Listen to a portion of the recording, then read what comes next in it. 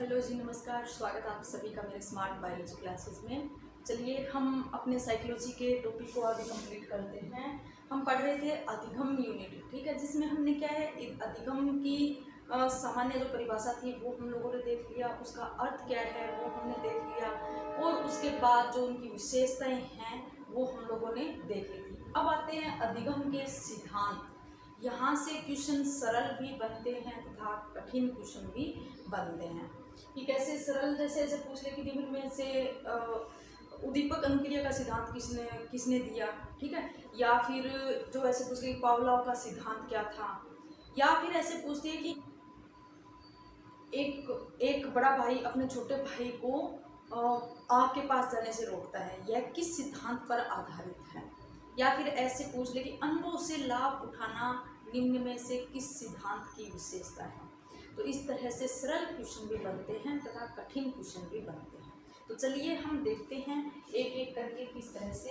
कि सबसे पहला है आपका उद्दीपक अनुक्रिया सिद्धांत। उद्दीपक अनुक्रिया सिद्धांत जिसको बोला जाता है stimulus response theory. Stimulus response theory, इस स्टिमुलस का एस और आर, इसलिए इसको एस आर थ्योरी भी बोला जाता है। एस आर थ्योरी भी बोला जाता है। एक आर एस थ्योरी आएगी, एक ये एस आर थ्योरी है। तो ध्यान रखना, जो आपका उद्दीपक अनुक्रिया सिद्धांत है वो क्या है, एस आर थ्योरी है, ठीक है। ये किसने दिया, ये सिद्धांत किसने दिया, थॉर्नडाइक ने, ठीक है। थॉर्नडाइक ने इस सिद्धांत को दिया, और यह वे मनोवैज्ञानिक कहाँ का था, तो यह अमेरिका का मनोवैज्ञानिक जिन्होंने क्या है जानवरों पे प्रयोग किए, जैसे बिल्ली, कुत्ता और आपका चिंपैंजी है, ठीक है ना। इस तरह से आपके जानवरों पे, चूहे पे भी प्रयोग करके उन्होंने क्या किया, शिक्षा जो परिणाम निकले उनको शिक्षा प्रणाली में क्या किया, लागू किया, एजुकेशन जो क्षेत्र है उसके अंदर, जिससे क्या है इस शिक्षा को नई आधुनिक पद्धति मिली, ठीक है। तो वो उन्होंने जो प्रयोग किए वो हम इसलिए पढ़ना जरूरी है क्योंकि उन प्रयोगों के जो परिणाम है वो हमारे शिक्षा क्षेत्र में लागू होते हैं, कि उन्होंने जानवरों पर प्रयोग करके वो किस तरह से सीख सकते हैं किसी भी चीज़ को, यदि उसको किस तरीके में या किस वे में सिखाए जिससे वे ज़्यादा सीख सके, ठीक है। तो वो जानवरों में प्रयोग करके उन्होंने क्या है मनुष्य की जो शिक्षा प्रणाली है उसके अंदर क्या किया, लागू किया। तो चलिए हम एक एक करके सिद्धांत को देखते हैं। सबसे पहला है उद्दीपक अनुक्रिया सिद्धांत। पहला हमारा क्या है, उद्दीपक अनुक्रिया सिद्धांत, जिसको स्टिमुलस रिस्पॉन्स थ्योरी भी बोला जाता है, ठीक है। स्टिमुलस रिस्पॉन्स थ्योरी, इसके कारण इसको एस आर थ्योरी भी कहा जाता है, ठीक है। देखिए ये एक अमेरिका के मनोवैज्ञानिक थॉर्नडाइक जिन्होंने ये प्रयोग किया उद्दीपक अनुक्रिया का सिद्धांत किस पे किया, यह प्रयोग इन्होंने किया बिल्ली पे, ठीक है। इससे पहले आप यहाँ ध्यान दो कि उन्होंने 1913 के अंदर पुस्तक लिखी जिसका नाम है एजुकेशनल साइकोलॉजी। ये क्या है, पुस्तक है। इन्होंने एजुकेशनल साइकोलॉजी 1913 के अंदर एजुकेशनल साइकोलॉजी की पुस्तक है, इसके अंदर इस सिद्धांत को शिक्षा के क्षेत्र में लागू किया। तो कहने का मतलब है ये सिद्धांत शिक्षा के क्षेत्र में लागू कब हुआ, 1913 के अंदर। इसकी कौन सी पुस्तक है, एजुकेशनल साइकोलॉजी, ठीक है। एजुकेशनल साइकोलॉजी के अंदर उन्होंने इस सिद्धांत को शिक्षा के क्षेत्र के अंदर लागू किया।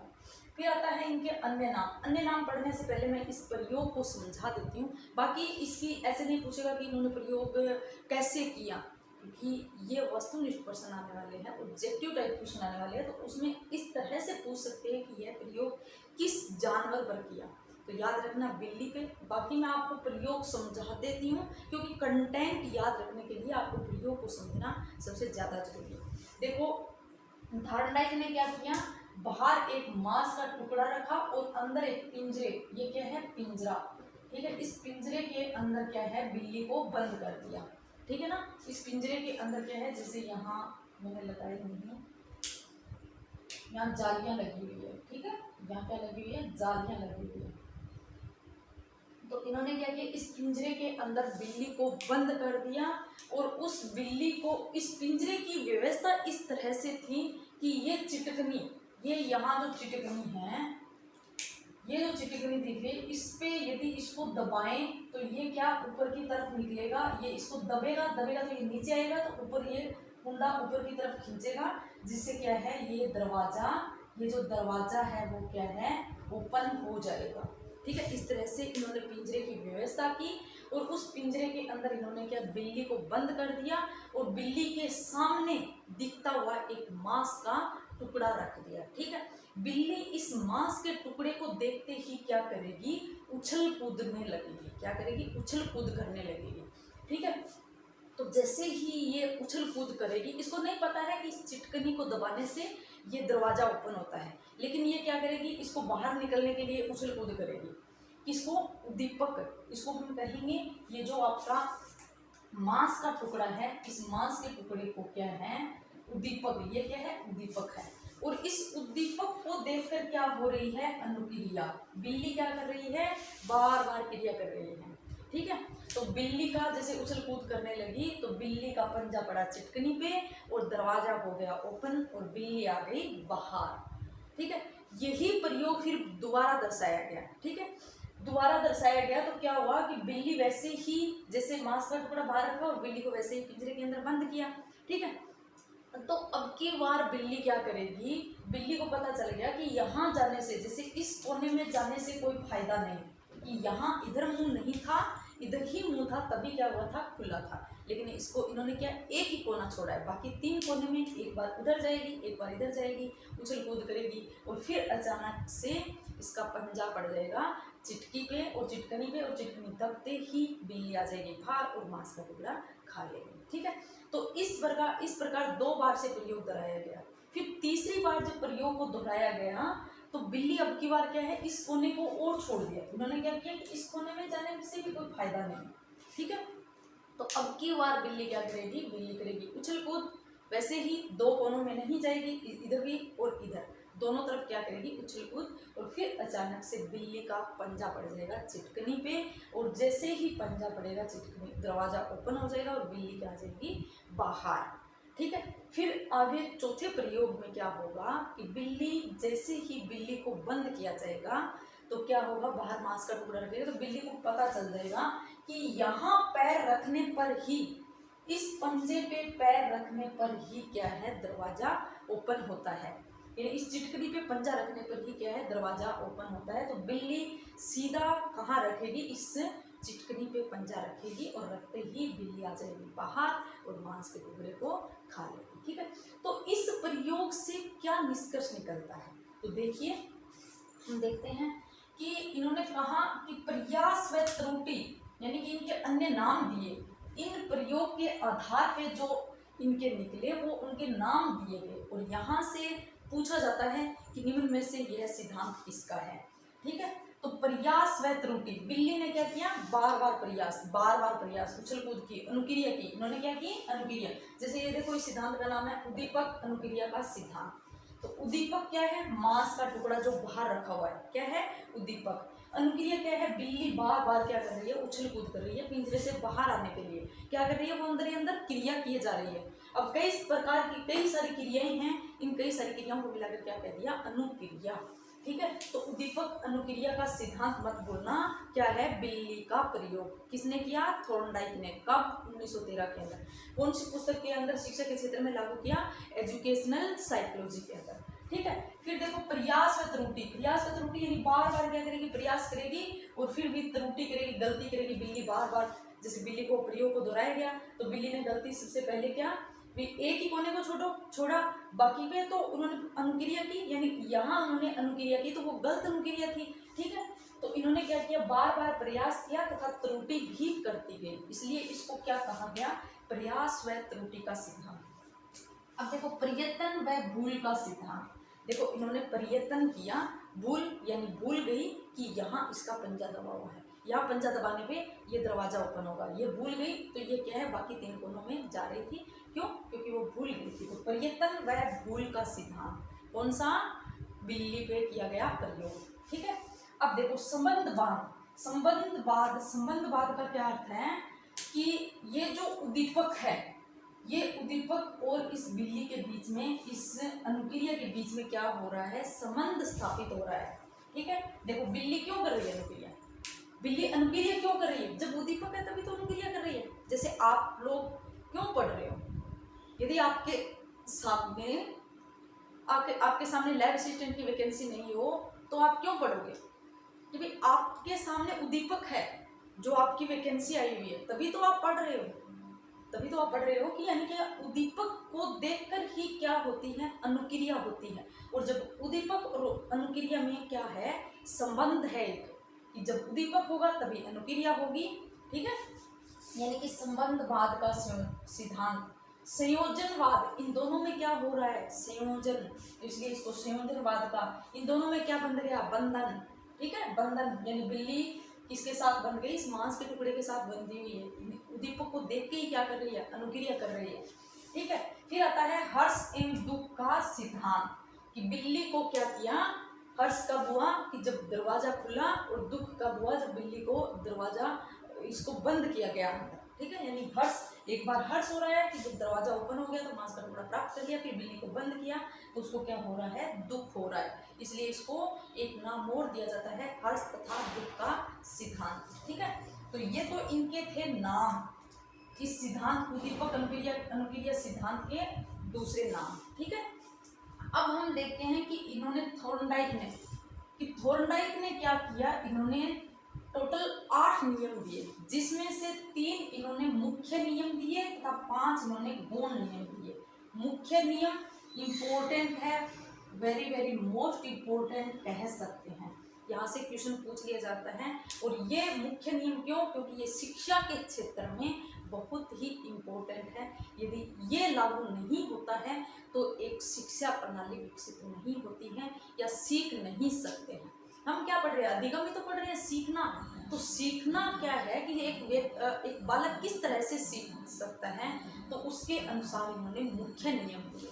ठीक है, तो चलिए हम देखते हैं। इनका पहला नियम है तत्परता का नियम। क्या है, तत्परता का नियम। यदि किसी चीज के लिए या किसी, जैसे आपकी वैकेंसी है, यदि आप इस वैकेंसी के लिए तैयार नहीं होगे तो क्या है, आप सफल नहीं हो सकोगे। यदि आप तैयार हो जाओगे तो अंदर से अपने अंदर आत्मा से तैयार हो जाओगे, तत्पर हो जाओगे किसी कार्य करने के लिए। यदि जैसे वैकेंसी आई, ठीक है, किसी ने कहा आपको कि आप इसकी तैयारी करो, ठीक है, लेकिन आप तत्पर नहीं हो, आपने वही स्पष्ट मना कर दिया कि नहीं, मेरे से ये वैकेंसी क्लियर नहीं हो सकती, मेरे को बायोलॉजी नहीं आती है, मेरे को फिजिक्स केमिस्ट्री नहीं आती है, बिल्कुल भी, मैं फिजिक्स में तो बिल्कुल नील हूँ। तो आप क्या तैयार ही नहीं हुए? जब तैयार ही नहीं हो तो आप कैसे सीख जाओगे, कैसे उस वैकेंसी तक पहुँच जाओगे? और जब आप अंदर से तैयार हो जाओगे कि हाँ, कितनी भी मुश्किल फिजिक्स केमिस्ट्री क्यों ना हो, मैं इसको कर डालूंगा, तो आप क्या है, आगे निकल जाओगे। जैसे इसका एग्जाम्पल है, पूछा भी जाता है और कई बार पूछा भी है कि घोड़े को आप तालाब तक तो ले जा सकते हो, लेकिन उनको पानी पीने के लिए बाध्य नहीं कर सकते। क्यों? क्योंकि जब तक वो पानी नहीं पीना चाहता है, वो अंदर से तैयार नहीं है, तब तक आप उनको पानी नहीं पिला सकते। भले आप उनको तालाब तक ले जा सकते हो, लेकिन पानी पीने के लिए बाध्य नहीं कर सकते।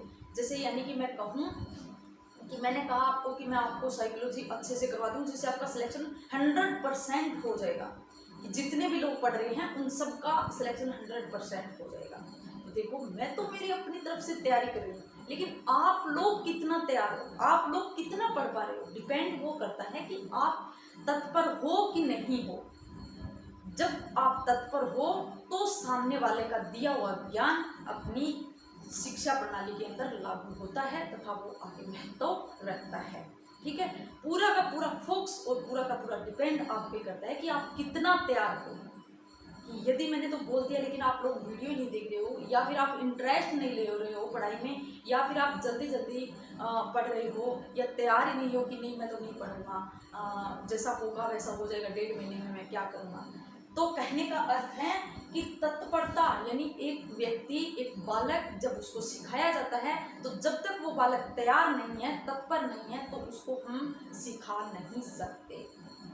जब वो खुद तत्पर है, सीखने के लिए तैयार है, तो उस बच्चे को शिक्षा दे सकते हैं। ठीक है, इन्होंने ये नियम शिक्षा के अंदर लागू किया, और ये बहुत ही इम्पोर्टेंट है, क्योंकि तैयार के बिना यदि तैयार नहीं होंगे तो शिक्षा नहीं दी जाएगी।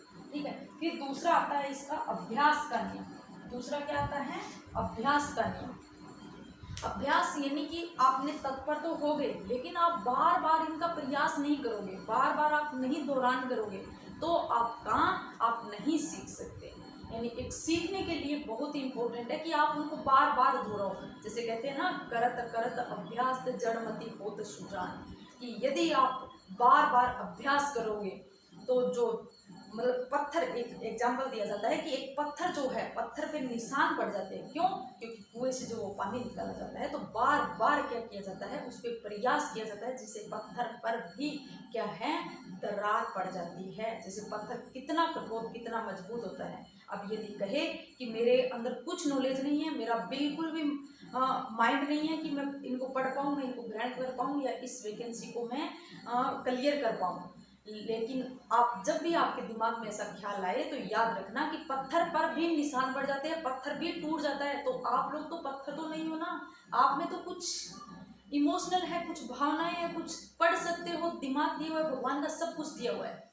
तो इसीलिए करत करत अभ्यास जड़मति हो सुजान, ये दोहा किस एक थोरडाई के किस नियम पर लागू रहता है, तो किस नियम पर? अभ्यास के नियम पर। पूछा जाता है ऐसे, दोहा देके पूछ लेंगे कि ये कौन से नियम पर लागू है, या मुख्य नियम की व्याख्या करता है, या फिर गौण नियम की व्याख्या करता है। तो याद रखना, ये अभ्यास का नियम क्या है, मुख्य नियम है, और थार्डडाइक ने नियम दिया था। और इसमें है कि उपयोग और अनुपयोग का नियम। यदि आप किसी भी चीज का बार बार उपयोग करोगे, बार बार अभ्यास करोगे, तो वो उपयोगी बन जाएगी। और जब आप उनका प्रयोग ही नहीं करोगे, आप उसका बार बार प्रयोग ही नहीं करोगे, बार बार अभ्यास ही नहीं करोगे, तो वो जो वस्तु या जो आपका ज्ञान है वो क्या हो जाएगा, अनुपयोगी सिद्ध हो जाएगा। ठीक है, फिर देखो इनके दूसरे नाम भी याद रखना। अभ्यास के नियम का दूसरा नाम क्या है? उपयोग व अनुपयोग का नियम। ठीक है, परिणाम व प्रभाव का नियम। तीसरा आता है परिणाम व प्रभाव का नियम, कि देखो जब आप कुछ अच्छा कार्य करोगे, जब आप पढ़ रहे हो, आपकी पढ़ाई अच्छे से चल रही है, जैसे जैसे मैंने आपको कंटेंट देती गई वैसे वैसे आप पढ़ते जा रहे हो, आपके अंदर से क्या आया, अंदर से क्या हुआ कि हाँ मेरी तैयारी हो रही है अच्छे से। ठीक है, आपको क्या मिली? खुशी मिली जैसे जैसे आप पढ़ते गए। फिर आपका एक दिन एग्जाम हो गया और आपका प्रभाव कैसा निकला कि आपका जो पेपर है वो बहुत ही अच्छे से हुआ और आपका सिलेक्शन हो गया। यानी कि परिणाम कैसा निकला? अच्छा निकला। और आप खुद पे क्या है, जैसे जैसे प्रयास किया तो आप पे क्या पड़ा? प्रभाव पड़ा। और यदि आप जो कुछ सीखते जा रहे हो तो आपको संतोष की अनुभूति हो रही है, और यदि आप नहीं सीख रहे हो तो उसमें क्या होती है? असंतोष का भाव रहता है। ठीक है, तो याद रखना परिणाम व प्रभाव का नियम।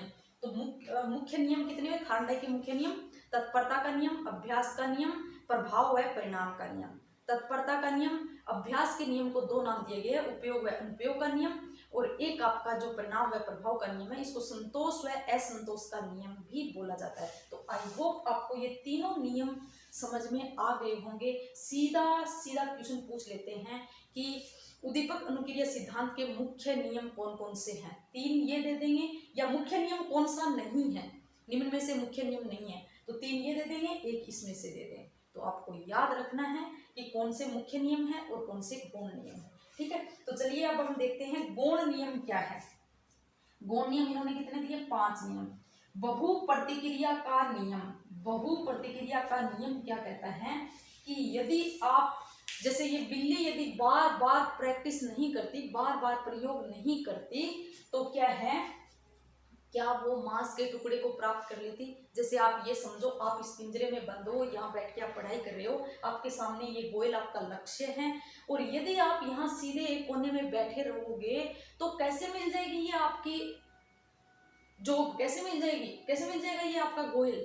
जब आप यहाँ प्रैक्टिस करोगे, यानी जैसे बिल्ली ने क्या की, उछल कूद की, तो अचानक से क्या पड़ गया? पंजा पड़ गया, पंजा लीवर पे पड़ गया, जिससे क्या है, ये मांस उनको प्राप्त हो गया। ठीक है, यानी कि इन्होंने क्या की? बहु प्रतिक्रिया की। तो बहु प्रतिक्रिया का नियम क्या कहता है कि जब आप बार बार प्रैक्टिस करोगे, बार बार अनुक्रिया करोगे, बार बार क्रिया करोगे, तो आपका सीखने की जो है, जो तभी आप क्या कर पाओगे? अधिगम कर पाओगे। ठीक है, फिर आता है मानसिक विन्यास का नियम। यदि आप यहाँ से तैयार नहीं हो, मानसिक रूप से तैयार नहीं हो, यदि आपकी अंतर आत्मा से तैयार नहीं हो तो मानसिक विन्यास वही है कि आप यहाँ से रहकर तैयारी करो। ये नहीं कि किसी के कहने पे, आप किसी ने बोल दिया आपको कि आप तैयारी करो तभी कर रहे हो, या ऐसे बोल रहे हो कि नहीं मेरे को तो मेरे मम्मी पापा ने बोला इसलिए मैं तैयारी कर रहा हूँ। नहीं, आप लोगों को आपकी जरूरत है, आप मानसिक रूप से तैयार हो ना कि मेरे को ये करना है, आगे जाकर क्या मतलब इससे क्या परिणाम निकलने वाले हैं। तो मानसिक रूप से तैयार होना मानसिक विन्यास का नियम है। यानी कि ये बिल्ली यदि ये नहीं सोचती कि इस मांस के टुकड़े को मेरे को प्राप्त करना है या नहीं करना है, ये सोचती तो ये कभी इसको प्राप्त नहीं कर सकती। इन्होंने तैयार तत्पर हुई और इन्होंने मानसिक यानी मन में ठान ली कि मेरे को इसको प्राप्त करना है, तो तभी ये इन्होंने प्राप्त किया। ठीक है, फिर आता है आंशिक क्रिया का नियम। आंशिक क्रिया का नियम कहता है अंश से पूर्ण की ओर, अंश से पूर्ण की ओर। ठीक है, ये नियम कहता है कि छोटे छोटे, सबसे पहले छोटे छोटे टुकड़ों में पढ़ो और फिर आगे क्या है, पूर्णता की ओर बढ़ो। तो हमारी जो शिक्षा प्रणाली है उसका नियम याद रखना, इसका नियम है उल्टा, पूर्ण से अंश की ओर। यानी शिक्षा प्रणाली में जो पाठ्यक्रम बनाया गया है, हमारी जो शिक्षा प्रणाली है वो पाठ्यक्रम क्या है, पूर्ण से अंश की ओर बनाया गया है। ठीक है, याद रखना ये इसका उल्टा है। और ये नियम क्या कहता है कि आंशिक क्रिया का नियम, कि आप छोटे छोटे टुकड़ों के अंदर क्या है, टुकड़ों के अंदर पढ़ो और फिर इसको एक साथ पढ़ो। और ये नियम शिक्षा में बहुत ही उपयोगी सिद्ध होता है कि आप इस तरह से, मैं भी ये कहती हूँ कि आप इस तरह से पढ़ोगे तो आपकी तैयारी भी अच्छे से होगी। ठीक है, फिर देखो आत्मीकरण का नियम। आत्मीकरण का नियम क्या है कि यदि आप अंतर आत्मा से जागृत नहीं हो, यदि आप ऊपर से ही ऐसे बोल रहे हो कि मेरे को जॉब लगनी है, बस कुछ नहीं, अंदर ये मन ये बोल रहा है आपका कि नहीं मेरा कहाँ सिलेक्शन होगा, ऐसे तो बहुत सारे नीट वाले बैठे हैं या फिर ये बहुत सारे बैठे। अरे ऐसे सोचने से नहीं, आप खुद अपनी अंतर आत्मा से जागृत हो। मैंने इतनी ठान ली थी, मैंने कहा कुछ भी हो, नीट वाले हो, लेकिन मेरा जो मैं जो पढ़ रही हूँ मेरे को आगे निकलना है। जब तक आप अंतर आत्मा से, अपनी आत्मा से नहीं बोलोगे कि मेरे को इसमें भर्ती में लगना ही है, 100% लगना है, तो तब तक आपका जो ज्ञान ग्रहण कर रहे हो, क्योंकि मन में कहीं ना कहीं ये रहेगा कि नहीं हो सकता, नहीं हो सकता, वो नेगेटिविटी आपको खाई जाएगी। आपको क्या है, पॉजिटिविटी रखनी है। यानी कि आत्मीकरण का नियम कहता है कि आप अंतर आत्मा से जागृत रहकर आप अधिगम करोगे, कि अपनी अंतर आत्मा में ठान कर ये कुछ काम करोगे तो आपका वो अधिगम है वो प्रभावशील होगा तथा परिपूर्ण होगा, यानी अधिगम कर पाओगे। फिर आता है साहचर्य परिवर्तन का सिद्धांत। साहचर्य परिवर्तन का सिद्धांत क्या कहता है कि जैसे बिल्ली ने क्या किया कि पहले इन्होंने अनुक्रिया की, इनको नहीं पता था कि कहाँ पैर रखने पर ये दरवाजा ओपन होगा। ठीक है, फिर दूसरी बार इन्होंने क्या, इनको अनुभव हो गया कि यहाँ जाने से कोई फायदा नहीं है, इनको क्या हो गया, अनुभव हो गया। फिर तीसरी बार इन्होंने क्या किया, वहां जाने से भी कोई फायदा नहीं है। यानी कि ये क्या, साहचर्य का नियम का क्या कर रही है, पालन कर रही है। कैसे कि एक अनुभव, जो पूर्व अनुभव है वो आधुनिक अनुभव से जुड़ के इनको क्या पता चल गया, लास्ट में अंत में पता चल गया कि यहाँ पैर रखने पर ही दरवाजा ओपन होगा। कहने का मतलब है कि ये साहचर्य परिवर्तन यानी कि अनुभव, पूर्व अनुभव का जो अपन नए ज्ञान सीखते हैं उससे यदि पूर्व अनुभव से जोड़ के सीखेंगे तो वो ज्यादा स्थायी होगा, ज्यादा स्टेबल होगा। ठीक है, तो साहचर्य परिवर्तन का नियम। अब देखो गौण नियम कौन कौन से हैं, बहुप्रतिक्रिया का नियम, मानसिक विन्यास का नियम और आपका आंशिक क्रिया का नियम, आत्मीकरण का नियम और साहचर्य परिवर्तन का नियम। ठीक है, कैसे याद रखोगे, बहु प्रतिक्रिया का नियम, मानसिक विन्यास का नियम, आत्मीकरण का नियम, आंशिक अभिक्रिया का नियम या आंशिक क्रिया का नियम, साहचर्य परिवर्तन का नियम। ये 5 एक साथ याद रखना। और मुख्य नियम कौन कौन से, 3, तत्परता का नियम, अभ्यास का नियम, परिणाम व प्रभाव का नियम। देखो ये तो इन्होंने नियम दिया और अपना सिद्धांत बताया। अब इन्होंने जो शिक्षा के अंदर जो लागू किया इस सिद्धांत को, तो इन्होंने कुछ ऐसे पॉइंट्स बताए कि इसके द्वारा शिक्षा के अंदर क्या महत्व है, इस सिद्धांत का शिक्षा के अंदर क्या महत्व है। तो देखिए इस सिद्धांत का शिक्षा के अंदर क्या महत्व है कि अनुभव से लाभ उठाना, कि यदि अनुभव से, अब यदि एक बालक है वो अपने छोटे भाई को बोलता है कि वहां आग के पास मत जाना, ठीक है, कि जैसे ये बोलता है कि आग के पास मत जाना। जैसे मेरे एक गुड़िया है बड़ी और उससे छोटा एक 1.5 साल का बच्चा है, ठीक है। तो वो क्या करते हैं, पूरे दिन ऐसे ध्यान रखते हैं, नहीं मम्मा इनको इधर नहीं भेजना, मम्मा ये गिर जाएगा, ये सीढ़ियों से गिर जाएगा, मम्मा ये गैस के पास नहीं जाना चाहिए। वो क्यों? क्योंकि उन्होंने खुद को अनुभव है, क्योंकि वो पहले गई है वहां, सीढ़ियों से गिरी है, उनको क्या है, अनुभव है कि यहाँ जाने से चोट लग जाएगी, या आग के पास जाने से क्या है कि हाथ जल जाएगा। इसलिए वो क्या है, पूर्व अनुभव का क्या उठा रही है, लाभ उठा रही है। तभी तो वो अपने छोटे भाई को बोल रही है कि यहाँ नहीं जाना है, यानी वो क्या कर रही है, पूर्व अनुभव से लाभ उठा रही है, ठीक है। तो जैसे ये याद रखो कि बिल्ली ने क्या किया, पूर्व अनुभव से लाभ उठाया। कैसे उठाया कि इन्होंने पहले तो इनको नहीं पता था, लेकिन पहले यहाँ गई, यानी कि इनको पहले पता है कि यहाँ जाने से कुछ नहीं है, ठीक है। फिर इसको पता चला इस कोने में गई, फिर इस कोने में इधर आई, तो इसको क्या है, पंजा जैसे ही दबा तो उसको पता चल गया कि ये ओपन हो गया, ठीक है। तो दूसरी बार क्या वो इधर जाएगी, क्योंकि उससे पूर्व अनुभव से लाभ पता है उनको कि यहाँ जाने से कोई फायदा नहीं है, फिर वो दूसरी जगह जाएगी, ठीक है। फिर देखो, निरंतर प्रयास पर बल, कि यह नियम इस बात पर बल देता है कि आप लगातार प्रयास करते रहो, ये नहीं कि बीच में छोड़ दिया। तो निरंतर प्रयास का मतलब है कि यदि आपको एक बार असफलता मिलती है तो आप उसको निराश होकर बैठो मत, फिर आप बार बार प्रयास करते जाओ। जैसे आप बार बार प्रयास करोगे तो उत्तरोत्तर आपका ज्ञान बढ़ता जाएगा और एक दिन आप अपने लक्ष्य को प्राप्त कर लोगे, ठीक है। जैसे इन्होंने क्या किया, यदि ये बिल्ली एक बार मांस का टुकड़ा मिल गया, दूसरी बार रखती तो ये बैठ जाती थक के कि नहीं भाई, पहली भी मेरे बहुत मुश्किल हुई थी, पता नहीं मैंने कहाँ कहाँ उछल कूद की, तब जाके मेरे को मांस का टुकड़ा मिला, मैं इतनी उछल कूद नहीं करूंगी। तो क्या दूसरी बार इसको मांस का टुकड़ा मिलता? नहीं मिलता। इसीलिए इन्होंने क्या, दूसरी बार भी प्रयास की, इन्होंने हार नहीं मानी, ये निरंतर प्रयास करती रही। यानी ये सिद्धांत इस बात पर बल देता है कि आप निरंतर प्रयास करते रहो। अब देखो, अभ्यास की क्रिया पर आधारित है, ये पूरा का पूरा किस पर आधारित है, ये क्या है कि अभ्यास की क्रिया पर आधारित है। अभ्यास की क्रिया, जैसे यहाँ ये नियम भी कहता है कि अभ्यास जब तक नहीं करोगे, आप बार बार अभ्यास नहीं करोगे, तो आप क्या है, अधिगम नहीं कर पाओगे। इसलिए एक शिक्षा प्रणाली में बहुत ही जरूरी है कि बच्चे को बार बार प्रयास करना चाहिए। अब देखो, शिक्षा क्षेत्र में क्या किया जाता है, सबसे पहले सिलेबस करवा दिया जाता है। जैसे कक्षा 11, 12 और 10वीं जो भी क्लास जो है स्कूल विद्यालय के अंदर क्या है, बच्चों को एक बार उनको पूर्ण सबसे पहले क्या है, सिलेबस करवाया जाता है, और फिर उसके बाद उसको दोहरान किया जाता है। और घर से बोला जाता है कि एक बार आप यहाँ याद करो, दूसरी बार आप बाहर घर से याद करके लाना। यानी उनको क्या है, बार बार अभ्यास करने पर बल दिया जाता है। क्यों? क्योंकि यदि बच्चा बार बार अभ्यास करेगा तो वो ज्ञान उसका माइंड में स्थायी हो जाएगा, ठीक है। अब देखो, दूसरा चौथा आता है करके सीखना, कि जैसे देखो, बिल्ली ने अनुक्रिया की तभी तो वो सीखी अंत में कि यहाँ पैर रखने पर ही दरवाजा ओपन होगा।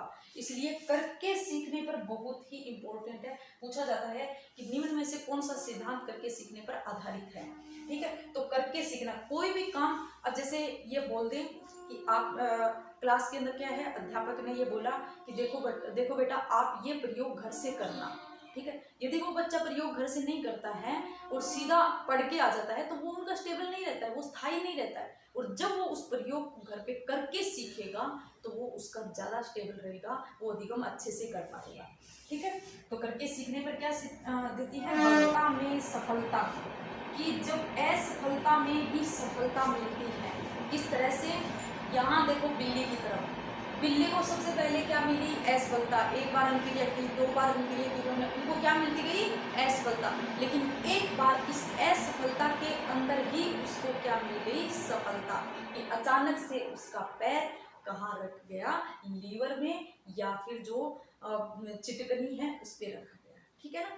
यानी कि बिल्ली यदि सबसे पहले यहाँ अनुक्रिया करती और उसको असफलता मिल जाती, असफलता मिलेगी क्योंकि इसको नहीं पता है कि कहाँ पैर रखने पर क्या है, कहाँ पैर रखने पर क्या है कि ये दरवाजा ओपन होगा। जैसे आपको पता थोड़ी ना कि यहाँ से क्वेश्चन आएंगे, ये क्वेश्चन आएंगे। यदि आपको ये पता होता तो आप डायरेक्ट उन क्वेश्चन को ही पढ़ते, बाकी नहीं पढ़ते। इसलिए कि इस बिल्ली को सबसे पहले क्या है, यहाँ इधर उधर रखने पर असफलता मिली और इसी असफलता के अंदर उसको क्या मिल गई, सफलता। तो असफलता को देखकर कभी घबराना नहीं चाहिए। निराशा में आशा, यानी इनको जब असफलता मिली तो बिल्ली निराश हुई और फिर उसको क्या है, जैसे ही ये बार बार प्रयास किया, इन्होंने अभ्यास किया, तो इसी निराशा के अंदर इसको क्या मिल गई, आशा। ठीक है, फिर देखो आत्मनिर्भरता व आत्मविश्वास व आत्मनिर्भरता। देखो यदि बिल्ली अपने खुद पे कॉन्फिडेंस नहीं रखती, आत्मविश्वास नहीं रखती कि मैं इस मांस के टुकड़े को प्राप्त कर सकती हूँ क्या, जैसे इन्होंने पहले जाते ही क्या है पंजा इधर उधर अनुक्रिया की, यानी इधर उधर पंजा रखा, तो उनको ये लगा कि हाँ यहाँ नहीं होगा, यहाँ नहीं दबा होगा, या उनको क्या है असफलता लगी कि यहाँ जाने से कोई फायदा नहीं है, ये मेरे टुकड़ा मांस का टुकड़ा लेने की बस की बात नहीं है, मेरे से ये नहीं होगा। यानी वो अपने कॉन्फिडेंस को यदि गिरा देती तो क्या वो उस मांस के टुकड़े को प्राप्त कर लेती। कहने का अर्थ है कि अपने आत्मविश्वास रखो, अपने खुद पे कॉन्फिडेंस रखो। इस बिल्ली को खुद पे कॉन्फिडेंस था कि हाँ कैसे भी करके उस गोयल को या उस मांस के टुकड़े को प्राप्त कर लेंगे। यानी इसको आसपास कुछ दिखाई नहीं दे रहा था, सिर्फ अपने आत्मविश्वास के साथ इस टुकड़े को प्राप्त करना चाहती थी। और मैं बार बार ये कहती हूँ कि आपकी तैयारी जब तक इम्पोर्टेंट नहीं है तब तक आपका कॉन्फिडेंस 100% नहीं है, और जिस दिन आपका कॉन्फिडेंस 100% हो गया, चाहे तैयारी आपकी 70% हो, सिलेक्शन श्योर है। कॉन्फिडेंस होना जरूरी है, आत्मविश्वास, खुद पे विश्वास होना जरूरी है कि हाँ मैं ये प्राप्त कर लूंगा। ठीक है, फिर देखो आत्मनिर्भरता। आत्मविश्वास यानी आत्मनिर्भरता, खुद पे निर्भर होना, दूसरों पे निर्भर नहीं कि जैसे क्या करते हैं कि अरे परीक्षा नॉर्मल एनुअल एग्जाम होते हैं, परीक्षा के अंदर बच्चे क्या करते हैं पास में होते हैं, ऐसे बोलते हैं कि आधा तू याद कर लेना और आधा मैं याद कर लूँगी, तो ये एक दूसरे पे क्या हो गए, निर्भर हो गए, आत्मनिर्भर नहीं है। तो यदि उनको दूर दूर बैठा दिया जाए तो फिर वो क्या करेंगे। यानी खुद अपने खुद पे आत्मनिर्भर रहना सीखो, दूसरे पे डिपेंड मत रहो। ठीक है, जैसे देखो आगे का है कि छोटे बालकों के सीखने के लिए बहुत ही उपयोगी है। ये सिद्धांत छोटे बालकों को सीखने के लिए बहुत ही उपयोगी है। कैसे कि जब छोटा बालक होता है उसको अध्यापक क्या देता है, कॉपी के अंदर जैसे अनार आम ऐसे करके देता है, बच्चा घर जाकर क्या करता है वैसे वैसे इसके ऊपर क्या करता है, लिखता है और बार बार क्या करता है, मिटोता है, यानी प्रयास करता है और त्रुटि आती है, यानी फिर वापस मिटोएगा और फिर क्या करेगा, लिखेगा, फिर यदि गलत हो गया तो इसको वापस मिटोएगा और फिर लिखेगा। क्या कर रहा है, प्रयास तथा त्रुटि। और आप लोग क्या, मैं भी सब अपन छोटे होते तो क्या करते, रबड़ का भी प्रयोग नहीं करते, क्या करते किया और कॉपी को ऐसे बिल्कुल काली गंदी सी हो जाती थी, बार बार मिटोते थे और वो एक बार कई बार मिटोने से वो कॉपी भी क्या फट जाती थी। ठीक है, तो वो याद आ रहा होगा अपना बचपना, वो कौन से सिद्धांत पर लागू होता है, इस प्रयास व त्रुटि के सिद्धांत पर। ऐसे ऐसे करके बालक को मिटोता गया और लिखता गया और एक दिन जाके वो अनार आम सीख गया। ठीक है, तो ये है छोटे बालकों को सीखने के लिए उपयोगी। अब देखो मंद गति से सीखने वालों के लिए भी उपयोगी होती है। जैसे मंद गति कि धीरे, किसी का क्या है, कोई कई बोलते हैं ना कि भी मेरे जल्दी याद नहीं होता, मेरे बहुत, मैं इनको 10 बार कम से कम जाकर 10 बार पढ़ूंगा तब जाके याद होता है। तो वो क्या है कि मंद गति वालों सीखने के लिए उपयोगी है। क्यों, क्योंकि करत करत अभ्यास से जड़मति होत सुजान। यदि वो एक बच्चा बार बार प्रयास करेगा तब जाके उसका क्या है, ज्ञान स्थायी हो जाएगा, स्टेबल हो जाएगा। ठीक है, तो ये तो था आपका उद्दीपक अनुक्रिया का सिद्धांत। इसके अंदर क्या है आप इनका जरूर याद करना है, ये सिद्धांत इंपॉर्टेंट भी है। एक बार अपन दोहरान कर लेते हैं। क्या है कि उद्दीपक अनुक्रिया का सिद्धांत किसने दिया, थॉर्नडाइक ने। किस पे प्रयोग किया, बिल्ली पे। इन्होंने क्या है 3 आपके मुख्य नियम बताए और 5 क्या गौण नियम। 3 मुख्य नियम, तत्परता का नियम, अभ्यास का नियम और आपका क्या है परिणाम व प्रभाव का नियम। 5 गौण नियम के अंदर है बहुप्रतिक्रिया का नियम, मानसिक विन्यास का नियम, आत्मीकरण का नियम, आंशिक विन्यास, आंशिक क्रिया का नियम और आपका साहचर्य परिवर्तन का नियम। ठीक है, तो इस तरह से ये इनके नियम हैं। और फिर इनके ये सिद्धांत के शैक्षिक महत्व भी याद रखना। ये किस पे बल देता है, अनुभव से लाभ उठाना, निरंतर प्रयास करने पर बल देता है, अभ्यास की क्रिया पर आधारित है, करके सीखना पर आधारित है, असफलता में क्या मिलती है, सफलता, निराशा में आशा मिलती है, आत्मविश्वास बनाम आत्मनिर्भरता, यानी आत्मविश्वास व आत्मनिर्भर होकर सीखेंगे तभी आप ज्ञान स्थायी रहेगा। छोटे बालकों के सीखने के लिए उपयोगी पूछा जाता है, इंपॉर्टेंट है बहुत ही, कि छोटे बालकों को सीखने के लिए कौन सा सिद्धांत उपयोगी है। ठीक है, मंद गति से सीखने वालों के लिए कौन सा सिद्धांत उपयोगी है। ठीक है, तो ये है आपका उद्दीपक अनुक्रिया का सिद्धांत। सिद्धांत आता है अनुकूलित अनुक्रिया सिद्धांत। क्या? अनुकूलित अनुक्रिया सिद्धांत, जिसको बोला जाता है conditioned response theory. Conditioned response theory, PIONED,